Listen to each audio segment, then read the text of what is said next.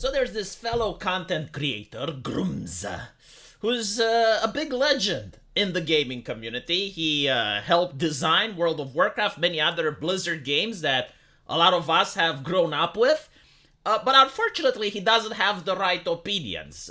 He doesn't support the right causes, he's against censorship, and a lot of unhinged weirdos absolutely despise him on the Twitter. And it has gotten to the point where there's individuals that are suggesting they will pay 20 grand if they make Grooms disappear.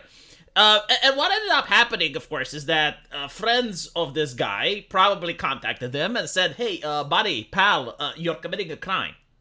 Like, it's nice if you insult his mother or if you make fun of him, but yeah, that's muy problemática what you've posted. So the guy told man, you can see that I didn't censor his name because he doesn't have an account anymore. He deleted everything off the internet. He probably realized, oh shit, right, maybe I shouldn't have done that. Now, this would have remained the way it was, except that no, it had to escalate a little bit further. Listen, I'll up the number, okay? 30K to anyone who will make this dipshit disappear and make Eve's breasts bigger. Okay, you have to do both. Alright? Because then it's a win-win for me. I get more breast, and I don't have to see that moron on my timeline anymore. Now, due to the way she said it, it is unclear whether she was talking about Asmongold or Mark Grooms. But regardless, Asmongold seems to have taken up on himself to actually take this matter seriously, and I'm going to discuss with you whether it should be taken seriously or not right after we watch what Asmongold had to say. Because then it's a win-win for me. What a retard. I get more breast, and I don't have to see that moron on my timeline anymore. Oh my god. So if you think about it. Well, she's so aggressive? Well, it's simple. So how do you deal with a situation like this? It's really easy. I contacted Twitch about it earlier. I sent them the clip, and we'll see what happens. And, you know, maybe after that, I might put in a police report. Wait and see how things play out. This is unhinged. It's completely unhinged. It's totally uncalled for. Yeah, this is like a felony. What is this? Right, so I actually looked up the punishment in America for doing something like this. The minimum seems to be 1 year. I don't really know specifically how it goes over there, but in my country, and I think in my country, the legislation is really based regarding threats.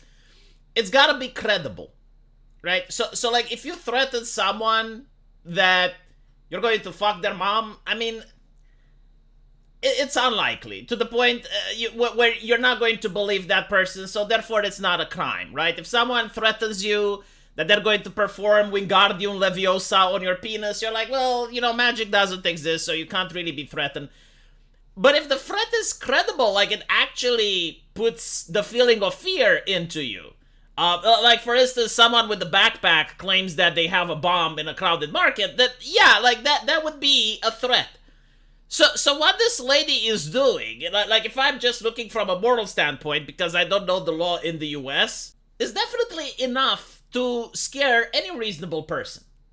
Even if she is joking, she is a streamer. Like, she can have people on her stream that may be unhinged and take her up on her offer. Like, I know the type of individuals that are on Twitter. I know that most of them are batshit insane. Like, again, we're talking about a video game. We're talking about the fact that some people want to see a lewd female character on their screen. And you have these Americans, which are video game journalists and influencers, and they're losing their absolute shit over this. Like, they're going absolutely crazy because somewhere in the world, people they don't even know are playing a video game that they don't approve of. And it's ending up with putting bounties on people's heads. And yeah, like these people are crazy. I don't know what to say. So like, if you're a streamer and you have an audience and you're basically encouraging them or egging them on, is it that unreasonable for someone to be afraid that, okay, well, maybe you actually do have a crazy person in your audience? Now, again, I don't know if she's going to actually get in trouble with the cops. I know that the police in the United States is quite strained. They may not consider this to be a serious issue. Although if Asmongold presses charges, like they may look at this from the point of view that, well, it is a famous person, so we can't really afford not to do nothing. I don't know about that. But from the terms of service side of things, like from the Twitch side of things, from the Twitter side of things, Patreon, like all these other, companies that monitor offsite behavior, yeah, like this is definitely a threat, definitely violation of TOS. And I just want to say, like, the Trust and Safety Council exists on the internet because of leftists. Because I grew up in a time where the internet was a very dangerous place, like extremely dangerous, more dangerous than any ghettos. You had Skullfuck47 going around there and click-clacking telling how he's going to fuck your mom, and there was no person you could report them, there was no Patreon, there was no, credit card companies to demonetize. No. Like, that's the internet I grew up in. And around 2016, you have all these individuals saying, no, we need trust and safety because we're so afraid. We're so afraid of mean things on the internet. And now it's from that part. It's from the part that wanted safety and safetyism that you get these individuals that are breaking the rules. And I think the reason they're breaking the rules is because they have been breaking the rules constantly. I don't know about this lady in particular. But I know like a lot of individuals on Twitter with various flags and paraphernalia in their bio, especially before Elon Musk got Twitter and it was Jack Dorsey Twitter. And they could get away with everything. Like, they could dox, they could harass, they could do all of this shit, and nothing was ever done to them. Meanwhile, if you weren't part of their clique, if you were like the Grooms fellow, and you just called someone a mini beanie, all of a sudden, harassment, violation, account suspended, right? So you had like certain individuals that would get stopped for a broken taillight, and meanwhile, you had all these other people that were just running down people over and nothing happened to them.